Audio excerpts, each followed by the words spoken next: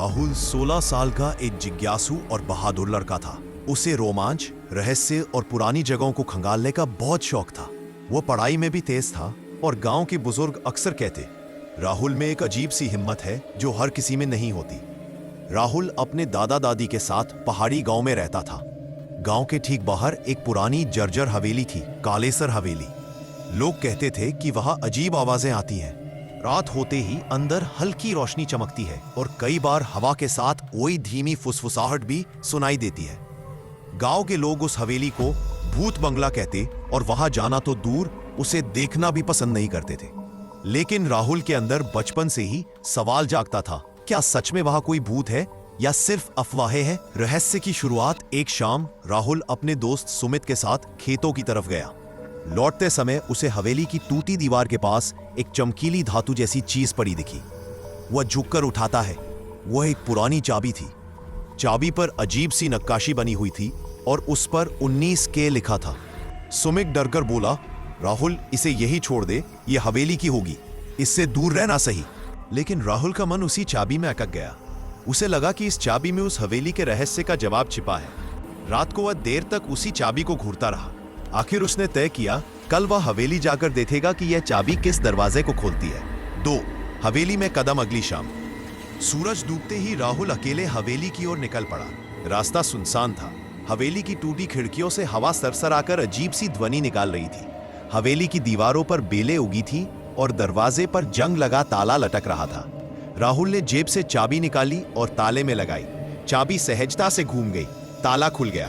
जैसे ही राहुल अंदर घुसा, धूल भरी हवा उसके चेहरे पर पड़ी। अंदर हल्की अंधेरा था, लेकिन टूटी खिड़की से आती चांदनी कमरे को फीकी सी रोशनी दे रही थी। हवेली के भीतर अजीब सी शांति थी, जैसे कोई 100 साल से सो रहा हो। 3 पहली अजीब घटना राहुल ने देखा कि मुख्य कमरे में दीवार के एक कोने पर पुरानी तस्वीरें टंगी थी। उनमें से एक पर काले कपड़े पहने एक आदमी की तस्वीर थी, जिसकी आंखों में अजीब गहराई थी। ऐसा लग रहा था कि वह तस्वीर राहुल को घूर रही है। राहुल जैसे ही आगे बढ़ा, अच्छा, उसके पीछे एक छोटा सा लकड़ी का खांचा छुपा था। यह क्या है? राहुल ने खुद से कहा और खांचा खोल दिया।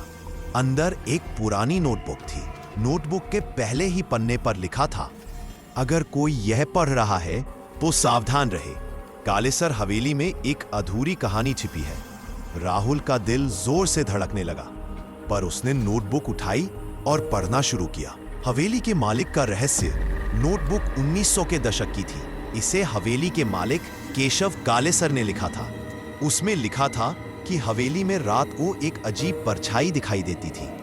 वह परछाई किसी को नुकसान नहीं पहुंचाती थी, पर जैसे किसी अधूरे काम में भटकी हुई आत्मा हो। नोटबुक के आखिरी पन्नों में यह लिखा था, अगर कभी कोई बहादुर इंसान मेरी छोटी चाबी पाता है तो उसे हवेली के तहखाने तक जाना होगा, वहीं सच्चाई छिपी है। राहुल का दिल डर और उत्सुकता दोनों से भर गया।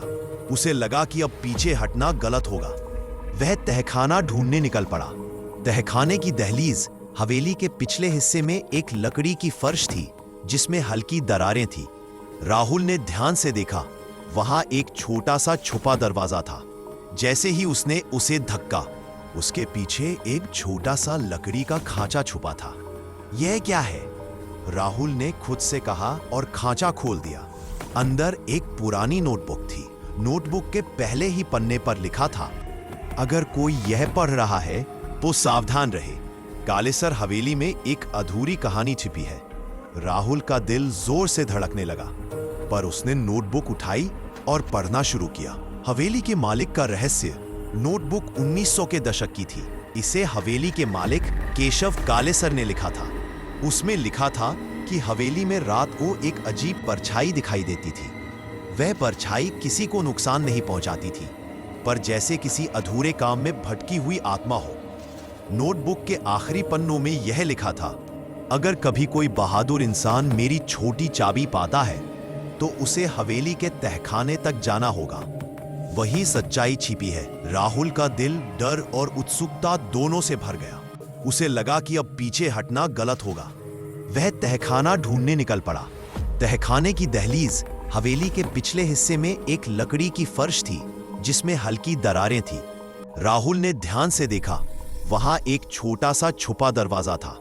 जैसे ही उसने उसे धक्का, लेकिन उसने हवेली के तहखाने में एक गुप्त रास्ता बनाया था जहां वह अपनी पेंटिंग्स बनाती थी। उसी रात तेज तूफान में रास्ता गिर गया और वह बाहर नहीं निकल सकी। उसकी आत्मा अब भी इस हवेली में है, बस चाहती है कि कोई उसकी अधूरी पेंटिंग्स दुनिया को दिखाए। राहुल ने लकड़ी का डिब्बा खोला।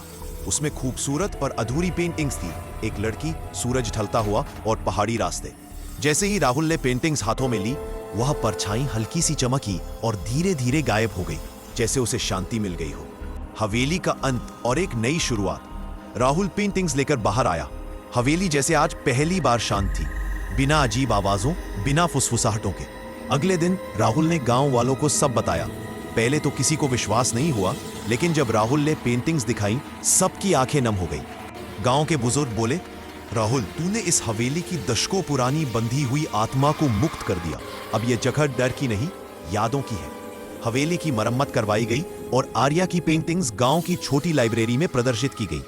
गांव वाले कहते, अगर राह न होता तो ये रहस्य कभी खुलता ही नहीं। और राहुल वो पहले से भी ज्यादा बहादुर बन गया, पर ये समझ के साथ कि हर डरावनी चीज बुरी नहीं होती। कभी कभी डर के पीछे कोई गहरी सच्ची कहानी छुपी होती है।